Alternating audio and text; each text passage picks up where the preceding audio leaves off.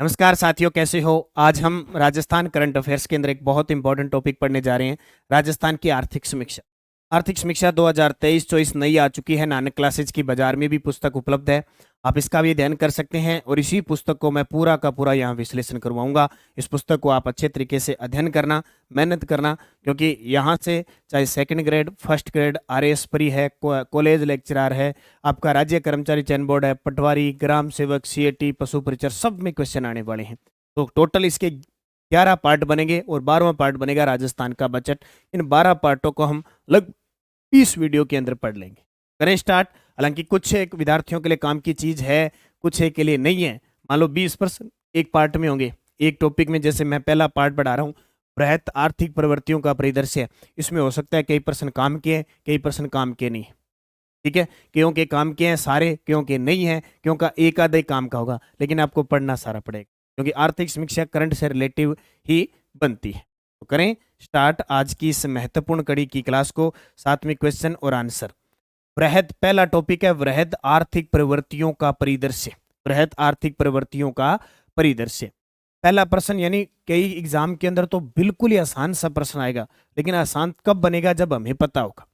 देखो, सकल राज्य घरेलू उत्पाद, जीएसडीपी जिसको कहते हैं, सकल राज्य घरेलू उत्पाद में स्थिर मूल्यों का आधार वर्ष क्या है। स्थिर मूल्य होता है, एक प्रचलित मूल्य होता है। तो स्थिर मूल्यों का जो आधार वर्ष है वो 2011-12। एक प्रश्न तो ये पेपर में फिक्स आता है कि सकल राज्य घरेलू उत्पाद में स्थिर मूल्यों का आधार वर्ष, क्योंकि ये जो मैंने पुस्तक तैयार की है उसी के अकॉर्डिंग तैयार किया कि किस प्रकार पेपर में प्रश्न आते हैं। तो 2011-12। ठीक है, अब तथ्य भी है, हम इसको भी पढ़ते हैं। तथ्य थोड़ा सा बड़ा कर देता हूं मैं। देखो,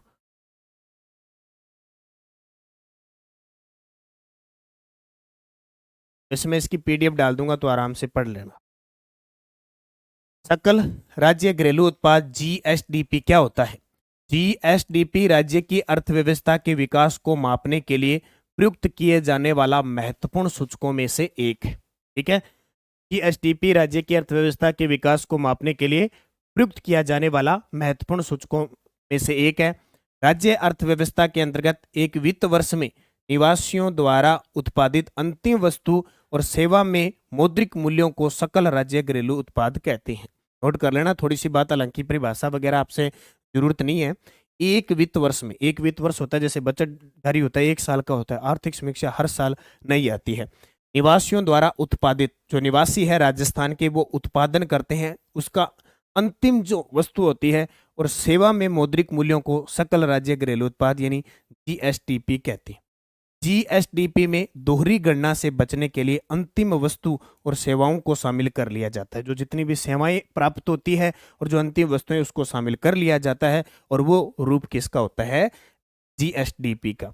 सकल राज्य घरेलू उत्पाद जीएसडीपी की गणना 2 आधार पे की जाती है। जब भी हम प्रश्न पढ़ते हैं ना कि प्रचलित मूल्य में ये आंकड़ा रहा और स्थिर मूल्यों में ये आंकड़ा रहा, तो देखो स्थिर मूल्य का जो आधार वर्ष है वो 2011-12। एक प्रश्न तो ये बन गया।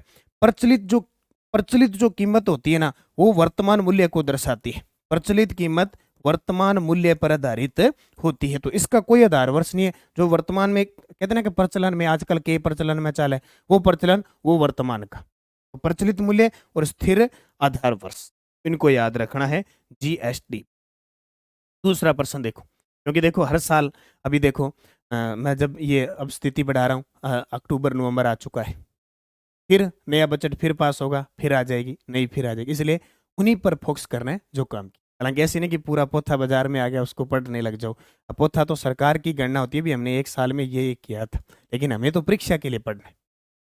सकल राज्य घरेलू उत्पाद प्रचलित कीमतों पर 2023-24 में रहने का अनुमान है। सकल राज्य घरेलू उत्पाद, अब आ गया प्रचलित कीमतों पर। पीछे हमने सकल घरेलू राज्य उत्पाद 2 प्रकार के पढ़े थे, स्थिर मूल्य, प्रचलित मूल्य। अब प्रचलित मूल्य पर 2023-24 में रहने का अनुमान कितना है, तो कितना रहने का अनुमान है, 15.28 लाख करोड़। कितना, 15.28 लाख करोड़ रहने का अनुमान है। देखो, सकल राज्य घरेलू उत्पाद प्रचलित कीमतों पर, सकल राज्य घरेलू उत्पाद प्रचलित कीमतों पर, प्रचलित कीमतों पर सकल राज्य घरेलू उत्पाद के अनुमान ज्ञात करने के लिए वर्ष के दौरान उत्पादित विभिन्न उत्पादों को प्रचलित मूल्यों के आधार पर मूल्यांकित किया जाता है। प्रचलित कीमतों पर सकल राज्य घरेलू उत्पाद अनुमान समय के साथ वास्तविक आर्थिक विकास को प्रकट नहीं करता, क्योंकि इसमें विभिन्न सामूहिक प्रभाव सम्मिलित। क्यों? देखो, वस्तुएं, क्योंकि स्थिर मूल्य उसमें सीधा जारी हो जाता है। वस्तुओं और सेवाओं की मात्रा में परिवर्तन तथा वस्तुओं और सेवाओं के मूल्य में परिवर्तन, यानी वस्तुएं होती है और सेवाओं की मात्रा में परिवर्तन हो जाता है, और वस्तुएं और सेवाओं के मूल्य में भी परिवर्तन होता रहता है। वर्तमान मूल्य को यह दर्शाता है। प्रचलित कीमतों पर सकल राज्य घरेलू उत्पाद वर्ष 2023-24 में 15.28 लाख करोड़ अनुमानित है। इतना अनुमानित है। 2022-23 में ये 13.18 लाख करोड़ था, यानी वर्ष 2022-23 के 13.63% वृद्धि की तुलना में 2023-24 में 12.56% की वृद्धि क्या दर्शाता है? वृद्धि दर्शाता है। प्रचलित मूल्यों पर अखिल भारत का, भारतीय स्तर का अगर देखें तो सकल घरेलू उत्पाद वर्ष 2023-24 में 295.36 लाख संभावित है देश का, जो 9.6% की वृद्धि को दर्शाता है। अब हमारा कितना दर्शा रहा है? राजस्थान का 13.63% को दर्शाता है, जबकि भारत का कितना दर्शा रहा है? 9.6% की वृद्धि दर्शा रहा है। इसी अवधि के दौरान राज्य का सकल राज्य घरेलू उत्पाद का अंश अखिल भारतीय सकल घरेलू उत्पाद से 5.17% तक पहुंचने की संभावना। ये थोड़ा सा ध्यान रखना। हालांकि इतना गहराई से कभी प्रश्न नहीं आता है, लेकिन आर्थिक समीक्षा की चर्चा है, मैटर की चर्चा है, तो ये मैंने आपको दिया। अब देखो, राजस्थान का सकल राज्य घरेलू उत्पाद, ये पॉइंट देख सकते हो। राजस्थान का सकल घरेलू उत्पाद और अखिल भारत का सकल घरेलू उत्पाद प्रचलित कीमतों पर है करोड़ों में। देखो,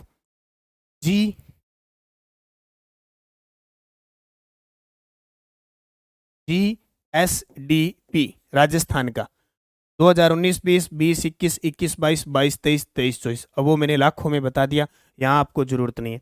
वृद्धि दर ये देखो, 2023 में 12.56% की वृद्धि दर्शा रहा है और 2022-23 में 13.63 की दिखा रहा है।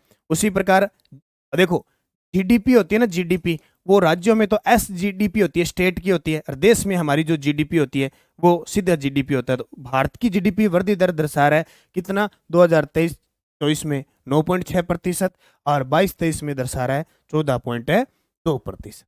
ठीक है, ये ध्यान रख। सकल राज्य घरेलू उत्पाद, सकल राज्य घरेलू उत्पाद स्थिर कीमतों पर 2011-12 में रहने का अनुमान है। अब ये SGSTP जो है वो स्थिर, इससे पहले प्रश्न पढ़ा हमने प्रचलित कीमतों पर, ये आ गया स्थिर कीमतों पर, तो ये रहने का अनुमान है 8.45 लाख करोड़। बस इतना याद रखना, स्थिर मूल्य हमेशा लगभग क्या रहता है? कम रहता है। क्या रहता है? कम रहता है। तो 8.45 लाख करोड़। तो देखो, सकल राज्य घरेलू उत्पाद स्थिर कीमतों पर 2011-12, सकल राज्य घरेलू उत्पाद अनुमानों में मूल्य परिवर्तन, मुद्रास्फीति के प्रभाव को शून्य करने के लिए वस्तुओं एवं सेवाओं के मूल्य की गणना हेतु आधार वर्ष के रूप में निश्चित वर्ष की कीमतों का उपयोग करके स्थिर मूल्यों पर सकल राज्य घरेलू उत्पाद की गणना की जाती है। वित्तीय अग्रिम अनुमानों के अनुसार वर्ष 2023-24 में वास्तविक स्थिर मूल्य कीमतों पर सकल घरेलू उत्पाद है वो 8.45 लाख करोड़ रुपए रहने का अनुमान। अब फिक्स बात ये है कि अगर प्रश्न आएगा तो ये आएगा कि 2023-24 के अंदर जो सकल राज्य घरेलू उत्पाद है स्थिर मूल्य पर कितना रहने का अनुमान है? 8.45 लाख करोड़। जो 2022-23 में 7.82 लाख करोड़ था। तो वृद्धि कितनी हुई है? तो वृद्धि 2022-23 में 8.71% की वृद्धि की तुलना में 2023-24 में 8.03% की वृद्धि दर 8.03 की दर्शाता है।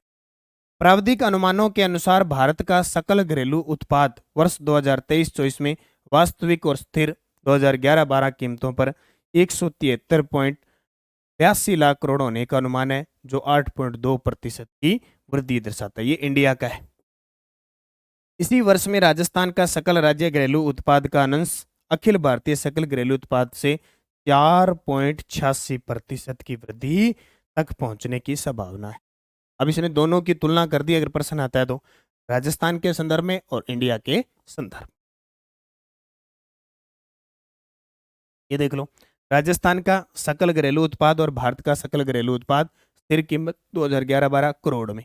अब यहां देखो जीएसडीपी, जीएसडीपी राजस्थान की ये वृद्धि दर्शा रही कितनी, 8.03% की, और भारत की वृद्धि दर दर्शा रही है 8.2% के आसपास है, कोई ज्यादा दूर नहीं। वो 0.3% है, ये 0.2%। बस ये आंकड़े आपको पढ़ने की जरूरत नहीं है लाखों में, ये सिर्फ सीधा पढ़ना है।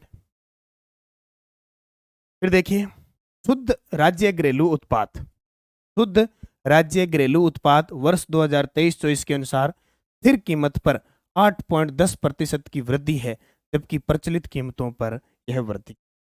बताइए, इंपॉर्टेंट है कि स्थिर मूल्यों पर 8.10% की वृद्धि है और प्रचलित कीमतों पर कितनी है। इसका मतलब 8 से तो ऊपर होगी, तो कितनी होगी, 12.70%। कितनी, 12.70% की वृद्धि किसमें, शुद्ध राज्य घरेलू उत्पाद के अंदर। शुद्ध राज्य घरेलू उत्पाद के अंदर स्थिर कीमत पर तो है 8.10% की वृद्धि को दर्शा रहा है, जबकि प्रचलित कीमतों पर 12.70% की वृद्धि को दर्शा रहा है। देखो शुद्ध राज्य घरेलू उत्पाद, सकल घरेलू उत्पाद समकों में से स्थायी पूंजीगत उपभोग को घटाकर शुद्ध राज्य घरेलू उत्पाद का अनुमान प्राप्त किया जाता है। स्थायी पूंजी उपभोग पूंजीगत स्कंद के उस हिस्से के प्रतिस्थापन मूल्य को मापता है जिसका उपयोग वर्ष के दौरान उत्पादन प्रक्रिया में किया जाता है। शुद्ध राज्य घरेलू उत्पाद प्रचलित कीमतों पर द्वितीय अग्रिम अनुमानों के अनुसार प्रचलित कीमतों पर शुद्ध राज्य घरेलू उत्पाद वर्ष 2023-24 में 13.69 लाख करोड़ रहने का अनुमान है, जो वर्ष 2022-23 में 12.15 लाख करोड़ था। अब देखो वृद्धि 2022-23 में 13.61% की वृद्धि की तुलना में 2023-24 में 12.70% की वृद्धि को दर्शाता, ये ध्यान रखें।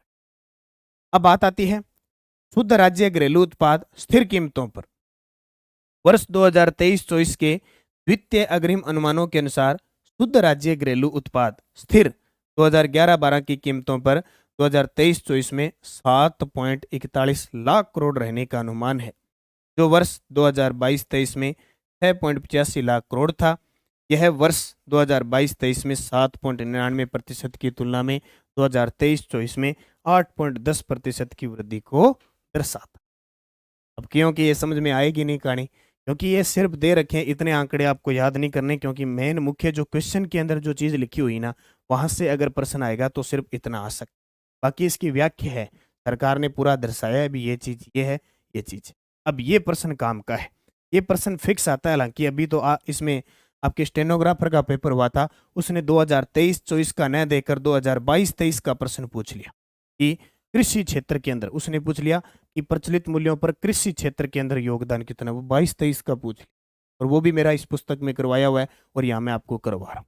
तो हो सकता है 23-24, ये वेरी वेरी इंपॉर्टेंट है। ये प्रश्न कोई भी एग्जाम हो, चाहे ग्राम सेवक का एग्जाम हो, चाहे पटवारी का हो, चाहे आरएस का हो, चाहे आपके सेकंड ग्रेड फर्स्ट ग्रेड, कहीं भी प्रश्न आ सकता है। अगले 4 प्रश्न ऐसे आएंगे जो हर एक एग्जाम के अंदर पक्के आते हैं, और पूरी आर्थिक समीक्षा का निचोड़ ये 4 प्रश्न, ये ध्यान।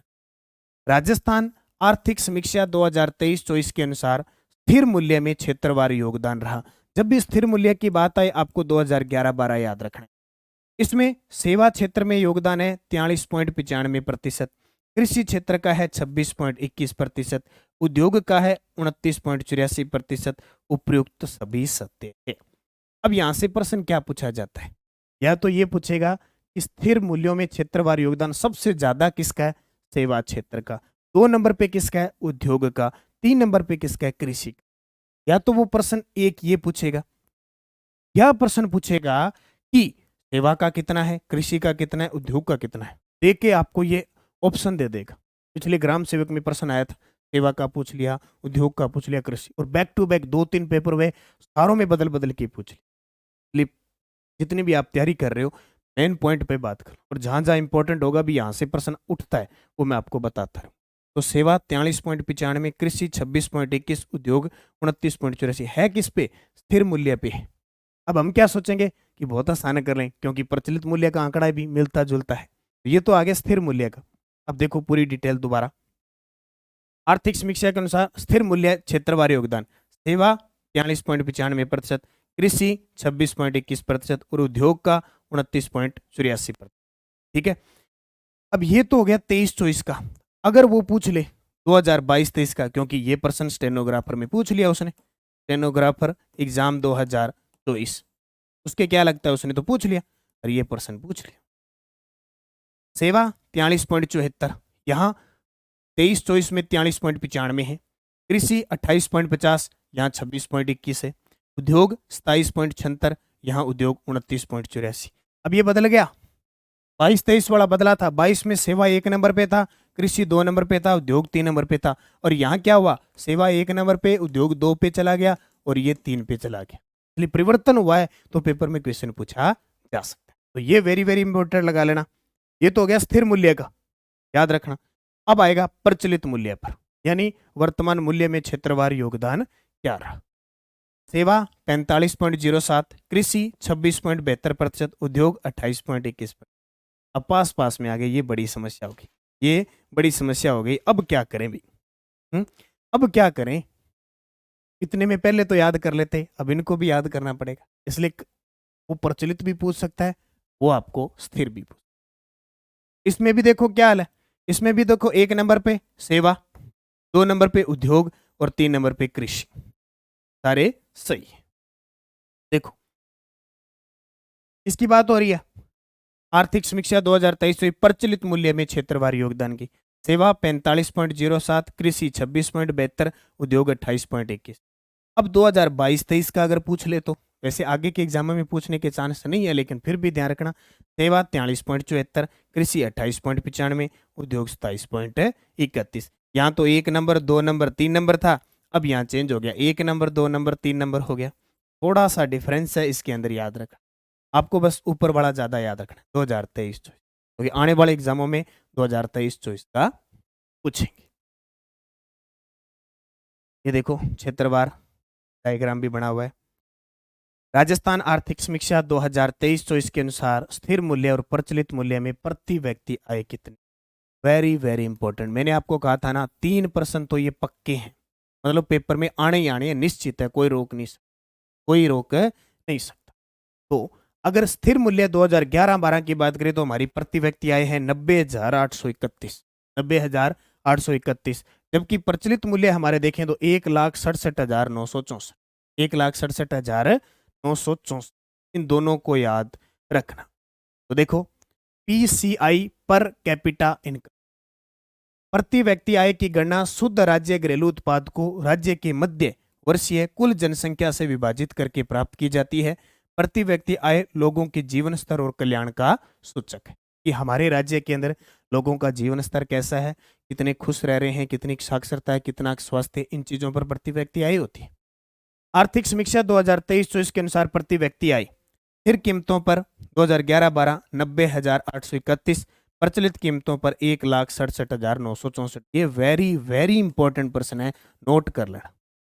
अगर बात करें 2022-23 में क्या थी, जो 90,831 है वो पहले थी 86,134, तो 1,67,964 है वो 1,56,149 थी। तो अगर 22-23 का पूछे तो ये, 23-24 का पूछे तो ये, दोनों आप अच्छे तरीके से याद रखना, क्योंकि दोनों के दोनों क्वेश्चन पेपर में पूछे जाते हैं।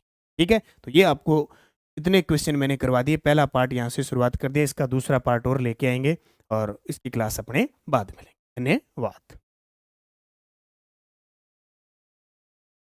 नमस्कार साथियों, हम पढ़ रहे हैं राजस्थान आर्थिक समीक्षा 2023-24 को पढ़ रहे हैं और एक पार्ट हमने पढ़ लिया, क्योंकि आर्थिक समीक्षा का जब पोर्शन पढ़ें तो 10 से 11 टोटल टॉपिक बनते हैं।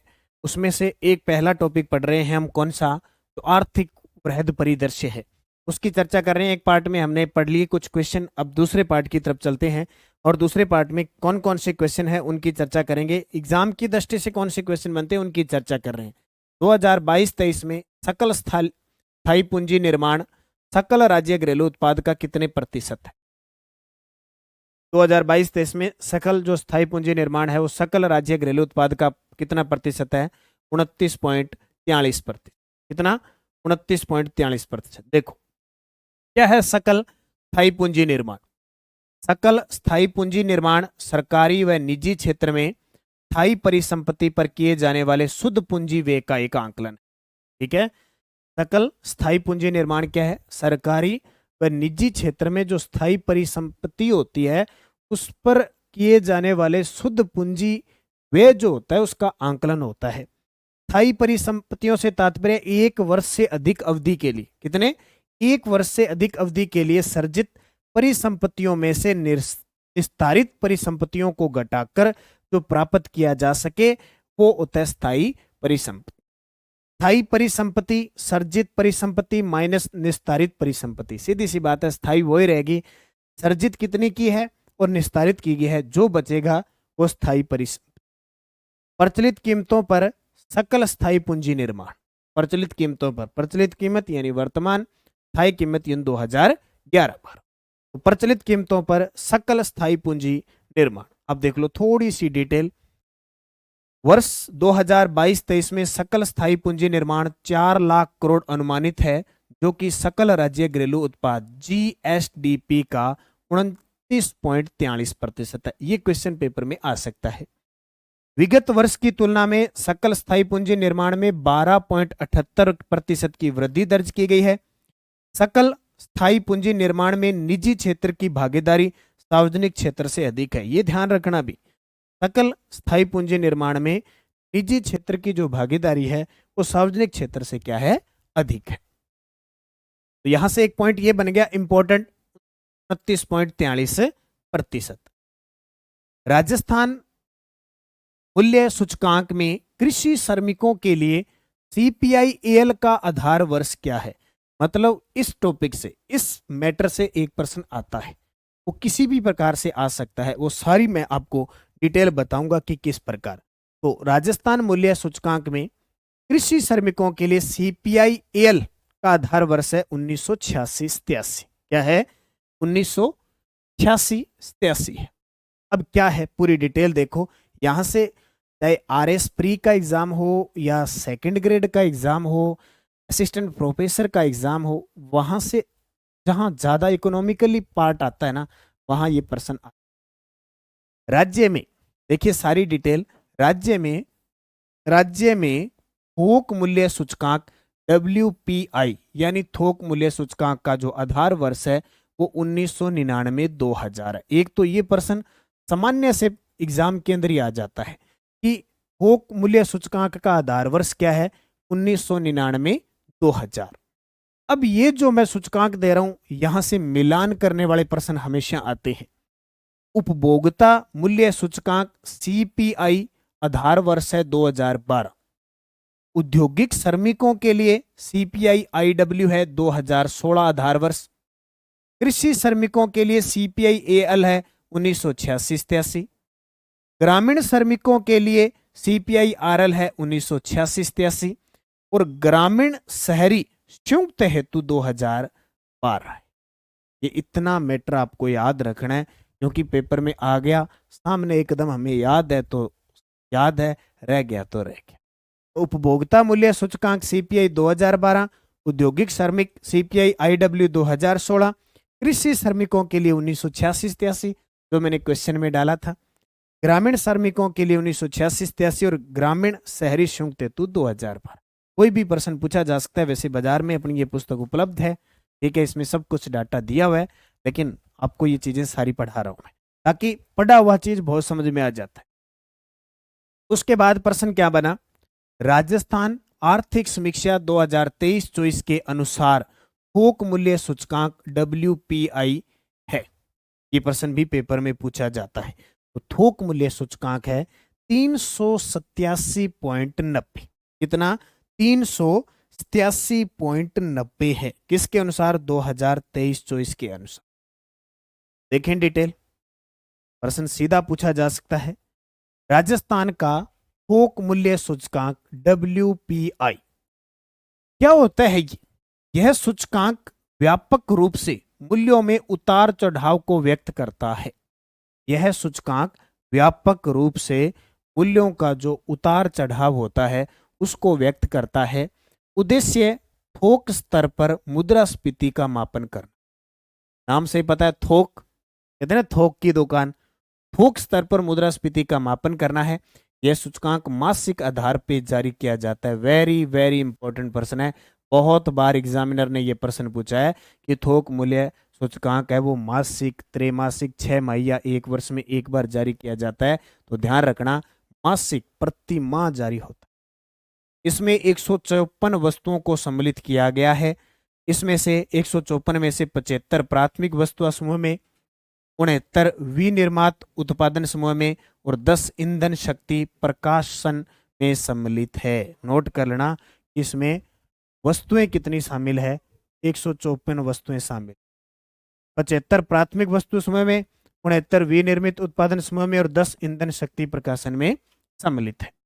थोक मूल्य सूचकांक में केवल वस्तुएं शामिल की जाती है, अर्थात सेवाओं को शामिल नहीं किया जाता है। याद रखना, थोक मूल्य सूचकांक में केवल वस्तुएं शामिल की जाती, अर्थात सेवाओं को शामिल नहीं किया जाता। इसमें 3 प्रकार की वस्तुएं शामिल की जाती है। नोट कर लेना, क्योंकि ये प्रश्न ऐसे हैं कि जहां अर्थव्यवस्था के प्रश्न आते हैं उनको समझना बहुत जरूरी होता है। क्या होता है, क्या नहीं होता है, किसके लिए काम आता है, वो बहुत चीजें। इसमें 3 प्रकार की वस्तुएं शामिल की जाती है। नंबर 1 प्राथमिक, नंबर 2 विनिर्मित उत्पाद। प्राथमिक वस्तुएं जिनको विनिर्मित किया जाता है उद्योगों के माध्यम से, विनिर्मित उत्पाद। तीसरा ईंधनीय। पूछा जा सकता है कि थोक मूल्य सूचकांक में वस्तुएं शामिल की जाती है, सेवाओं को शामिल नहीं किया जाता, और इसमें कितने प्रकार की वस्तुएं शामिल की जाती है, 3 प्रकार की वस्तुएं शामिल की जाती है। अब 3 प्रकार की वस्तुओं में पूछ ले कौन सी शामिल नहीं की जाती है, तो प्राथमिक की जाती है, विनिर्मित उत्पाद किए जाते हैं और ईंधनीय किए। आराम से गहराई से देखना। फिर देखो, थोक मूल्य सूचकांक का आधार वर्ष 1999 2000 बराबर 100।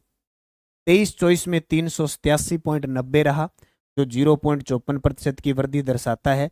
2022-23 में 385.45 रहा, जो परिवर्तन दर्शाता था 6.12 का। अभी जो प्रश्न आएगा वो 2023-24 का है। अब आपके लिए प्रश्न क्या इंपॉर्टेंट बनता है, ये बनता है पॉइंट कि राजस्थान का थोक मूल्य सूचकांक वार्षिक औसतन सूचकांक क्या है। प्राथमिक वस्तुएं, ईंधन शक्ति प्रकाश उपसनेहक, और तीसरा होता है विनिर्माण उत्पाद। अब ये अगर इनमें देखें तो 2023 में 420.67 प्राथमिक वस्तुएं, 2023 में 579.11 ईंधन शक्ति प्रकाश उपसनेहक, और तीसरा 2023 में 330.69 विनिर्मात उत्पाद। हालांकि इतना गहराई से प्रश्न नहीं पूछता, लेकिन फिर भी थोड़ा सा ध्यान रखना। अब देखो, जो प्राथमिक वस्तुएं हैं उसमें शामिल है कृषि वस्तुएं। प्राथमिक वस्तुओं में शामिल है कृषि वस्तुएं हैं, खनिज है, ये शामिल है। ठीक है। अब देखो, ये थोड़ा सा सारणी देख लो, ऑथेंटिक एकदम सारणी है। राजस्थान का थोक मूल्य सूचकांक आधार वर्ष 1999 2000। सिंपल चीजें याद रखनी है। प्राथमिक वस्तुओं में कृषि आ जाएगी और खनिज आ जाएगी, और ईंधन शक्ति प्रकाश व उपसनेहक और विनिर्मात उत्पाद। अब इनका डिटेल देखो, पढ़ना चाहते हो तो आप 2023 का देख सकते हो, बाकी जरूरत नहीं है, क्योंकि वो अगर प्रश्न पूछेगा तो प्राथमिक वस्तुओं में कृषि और खनिज आता है, फिर ईंधन शक्ति ये आ गया, विनिर्मात। 3 प्रकार की वस्तुओं को सम्मिलित किया गया। फिर देखो, औद्योगिक श्रमिकों हेतु उपभोक्ता मूल्य सूचकांक CPI IW आधार वर्ष 2016 राजस्थान का कौन सा केंद्र शामिल नहीं है। वेरी वेरी इंपॉर्टेंट प्रश्न है। निश्चित तौर पर छोटे मोटे एग्जामों में भी यह प्रश्न आ जाता है। औद्योगिक श्रमिकों हेतु उपभोक्ता मूल्य सूचकांक में राजस्थान का जयपुर भी है, और भीलवाड़ा भी है, और अलवर भी है। अजमेर इससे हटा दिया गया है। ध्यान रखना, पहले अजमेर शामिल था, अजमेर की जगह अलवर शामिल हुआ है, इसलिए। ठीक है, अजमेर। अब ये चीजें थोड़ी सी ध्यान से पढ़ना, थोड़ी सी गौर करके इस बात को देख लेना। उपभोक्ता मूल्य सूचकांक CPI, उपभोक्ता मूल्य सूचकांक एक समयावधि के अंतर्गत उन चुनिंदा वस्तुओं और सेवाओं के खुदरा मूल्यों के सामान्य स्तर में परिवर्तन के मापन हेतु तैयार किया गया है। उपभोक्ता मूल्य सूचकांक एक समय अवधि के अंतर्गत, एक मेन अंतर्गत उन चुनिंदा वस्तुएं होती है और सेवाएं होती है, उनका जो खुदरा मूल्य है उनके स्थानीय स्तर में परिवर्तन के मापन हेतु इसको तैयार किया गया है। इसमें उपभोक्ता द्वारा उपभोग हेतु क्रय किया जाता है। उपभोक्ता होता है अपने अपने लिए यूज करता है, उसके लिए वो खरीदता है। इसी तरह के बदलाव उपभोक्ता की आय और उनके कल्याण की वास्तविक क्रय शक्ति को प्रभावित करते हैं। क्योंकि यह सूचकांक प्रत्येक उपभोक्ता के लिए कीमतों में उतार चढ़ाव को सम्मिलित करता है, इसलिए सरकार मुद्रास्फीति के लिए थोक मूल्य सूचकांक की तुलना में उपभोक्ता मूल्य सूचकांक पर अधिक, यानी थोक मूल्य जो सूचकांक है उसकी जगह उपभोक्ता मूल्य सूचकांक पर अधिक ध्यान केंद्रित करती है। प्रति माह 4 विभिन्न प्रकार के उपभोक्ता मूल्य सूचकांक तैयार किए जाते हैं। यहां से प्रश्न बहुत इंपॉर्टेंट है कि प्रति माह 4 विभिन्न प्रकार के उपभोक्ता मूल्य सूचकांक औद्योगिक श्रमिकों हेतु, कृषि श्रमिकों हेतु, ग्रामीण श्रमिकों हेतु और ग्रामीण शहरी और संयुक्त 4 है। औद्योगिक, कृषि, ग्रामीण और ग्रामीण शहरी व संयुक्त। ये पूछा जाता है प्रश्न में, ध्यान रखें गहराई से अगर प्रश्न आए। प्रथम 3 प्रकार के सूचकांक श्रम ब्यूरो शिमला और चतुर्थ सूचकांक राष्ट्रीय सांख्यिकी कार्यालय NSO नई दिल्ली द्वारा तैयार किया जाता है। लगाओ स्टार, यहाँ पे जो चीजों में स्टार लगा रहा हूं इसलिए लगा रहा हूं, एग्जामिनर इन प्रश्नों पे फोकस करता ही करता है। वो पूछेगा कि कौन सा श्रम ब्यूरो शिमला के द्वारा जारी नहीं किया जाता शुरुआत, तो औद्योगिक, कृषि और ग्रामीण तीनों जारी किए जाते हैं। जो संयुक्त वाला है वो कौन करता है, राष्ट्रीय सांख्यिकी कार्यालय NSO नई दिल्ली द्वारा तैयार किया जाता है। ऐसे भी इस प्रश्न को घुमा सकता है कि कौन श्रम ब्यूरो शिमला जारी करता है, कौन नई दिल्ली द्वारा तैयार किया जाता है। तो दोनों ही पॉइंट आपके लिए इंपॉर्टेंट है। तो ये यहां से एग्जामिनर आपसे प्रश्न पूछेगा निश्चित है, क्योंकि आज तक पूछे हुए प्रश्नों के हिसाब से ही मैं आपको यहां विवरण दे रहा हूं। ठीक है, तो उसके बाद ये सारा इस चीज के अंदर शामिल हो जाता है कि किसमें कौन सा शामिल होता है, किसमें कौन सा है। आधार वर्ष मैंने बता दिया, औद्योगिक श्रमिकों हेतु उपभोक्ता मूल्य सूचकांक का आधार वर्ष 2016 है। औद्योगिक श्रमिकों के लिए उपभोक्ता मूल्य सूचकांक CPI आधार वर्ष 2016, ये भी शिमला द्वारा जारी किया जाता है। और ये देखो यहां से लगाओ, very very important, Ajmer, Bhilwara और जयपुर को औद्योगिक श्रमिकों के लिए उपभोक्ता मूल्य सूचकांक की पुरानी श्रृंखला आधार वर्ष 2001 में शामिल किया गया था। वर्तमान में उपभोक्ता मूल्य सूचकांक की नहीं, यानी आधार वर्ष 2001 के हिसाब से तो अजमेर, भीलवाड़ा और जयपुर औद्योगिक श्रमिकों के लिए शामिल केंद्र थे। लेकिन हुआ क्या, हुआ ये हुआ कि नई जो श्रम ब्यूरो शिमला है उसने सितंबर 2020 से नवीन आधार वर्ष 2016 बना दिया।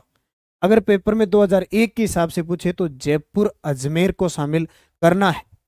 जब ये लगे कि 2016, अब ये नवीन ही पूछते हैं इसलिए इंपॉर्टेंट है, 2016 के अनुसार राज्य में अजमेर केंद्र के स्थान पर अलवर केंद्र को सम्मिलित किया गया है। ये प्रश्न पूछता है कि किसकी जगह किया गया है, तो अजमेर की जगह अलवर को, नया कौन सा हुआ है अलवर, हटा कौन सा दिया गया अजमेर। ये ऐसे प्रश्न घूम। राष्ट्रीय स्तर पर केंद्रीय श्रृंखला के लिए CPI औद्योगिक श्रमिक का निर्माण देश भर में 88 चयनित औद्योगिक रूप से विकसित केंद्रों के लिए समकों के आधार पर किया जाता है। बस ये याद रखना, ये तीनों चीजें पूछी जाती हैं, बाकी इतना ज्यादा वो यहां से गहराई से नहीं पूछेगा। कृषि श्रमिकों के लिए उपभोक्ता मूल्य सूचकांक वर्ष 1986-83 है, जारी करता है श्रम ब्यूरो चंडीगढ़ शिमला। ठीक है, ये जारी करता है। यह सूचकांक प्रति माह जारी होता है, एक तो ये ध्यान रखना जारी होता है प्रति माह। तो ये इससे बाकी नहीं पूछने, बाकी ये कोई नहीं पूछेगा। बाकी ये ध्यान रखना ग्रामीण, शहरी और संयुक्त वाला है ना, वो नई दिल्ली के द्वारा NSO के द्वारा जारी किया जाता है। बाकी तीनों श्रम ब्यूरो शिमला। ठीक है, और प्रति माह जारी होता है। ये देख लो केंद्र में सारा डिटेल दे रखा है। औद्योगिक श्रमिकों के लिए समूहवार उपभोक्ता मूल्य सूचकांक आधार वर्ष, इसका आधार वर्ष 2016 है, ये नोट कर लेना। इसमें देखो समूह खाद्य व पेय पदार्थ वर्ष 2023 में अलवर केंद्र में 131.5 है। वर्ष 2022 की तुलना में प्रतिशत अब इतना ज़्यादा मेरे हिसाब से पढ़ने की जरूरत नहीं है, इतना गहराई से प्रश्न आने का चांस नहीं रहता है, आ भी जाता है तो भी इतना याद नहीं रहता है। टोटल याद रख लो, अलवर केंद्र का 2023 में 127.6, भीलवाड़ा का 131.9 और जयपुर का 126.4। ठीक है, तो ये थोड़ा सा ध्यान। और ये ग्रामीण इसमें भी आ जाता है, ग्रामीण शहरी शौक। तो पूरा इतना डिटेल हम पढ़ नहीं पाते क्योंकि बहुत सारी चीजें इसके अंदर शामिल है होती है। तो ये आपको याद रखना है कि पहला टॉपिक हमारा पूरा हो चुका है। कौन सा? अब दूसरा टॉपिक हम कृषि व संबंधित क्षेत्र से पढ़ेंगे। और अब हम वृहत आर्थिक प्रवृत्तियों का परिदृश्य पूरा कर चुके। देखो भाई, आर्थिक समीक्षा बहुत बड़ी होती है, लेकिन उस बड़ी से प्रश्न कहाँ से बनते हैं वो मैंने आपको बताया। इतना इतना पढ़ोगे ना, आपका प्रश्न किसी भी प्रकार का आएगा, गलत नहीं हो। इसमें जितने मैंने टोटल प्रश्न बताए हैं, मान लो जैसे ये क्वेश्चन है आपके, इस टॉपिक के अगर प्रश्न देखें तो इस टॉपिक के प्रश्न आते हैं लगभग, ये पूरी डिटेल बताई है तो काफ़ी लंबा चौड़ा हो गया ना, 11 है। 11 में से 8 प्रश्न ऐसे हैं तो एग्जामिनर हर बार प्रश्न कहीं ना कहीं घुमा के दे देते।